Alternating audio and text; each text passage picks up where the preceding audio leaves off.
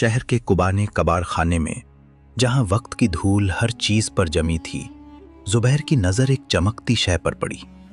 वो एक कदीम पीतल का आईना था जिसके गिर्द सुनहरी मोर बने हुए थे।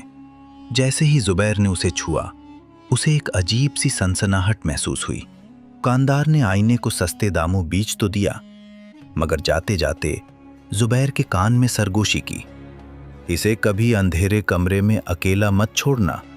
डराया और उस आईने को अपने जदीद वर्क स्पेस के करीब सजा दिया।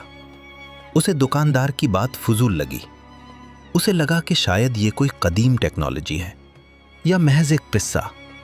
उसने अपने लैपटॉप पर काम शुरू किया, लेकिन आईने के गिर्द बने वो मोर उसकी हर हरकत पर नजर रखे हुए मालूम होते थे। रात गहरी हुई।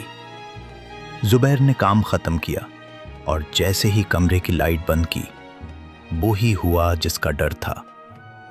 अंधेरा होते ही आईने की सतह पानी की तरह लरजने लगी। वो सुनहरी मोर फ्रेम से अलग होकर दीवारों पर साए की तरह रेंगने लगे। अचानक आईने के अंदर से एक कदीम जादुई लाइब्रेरी का मंजर नजर आने लगा। वहां एक पुरअसरार शख्स एक लालटेन पकड़े खड़ा था, जिसका चेहरा बिल्कुल जुबैर जैसा था।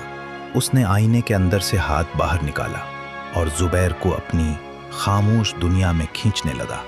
जुबैर को एहसास हुआ कि वो आईना दरअसल एक पोर्टल था जो सिर्फ अंधेरे में खुलता था। जुबैर ने ऐन वक्त पर मोबाइल की टॉर्च जलाई, जिसकी रोशनी पड़ते ही वो सायादार हाथ वापस आईने में चला गया और मोर दोबारा साकन हो गए। अब जुबैर को समझ आ गया था कि कुछ चीजें सुस्ती क्यों होती हैं, क्योंकि उनकी असल कीमत इंसान को अपना सुकून देकर चुकानी पड़ती है।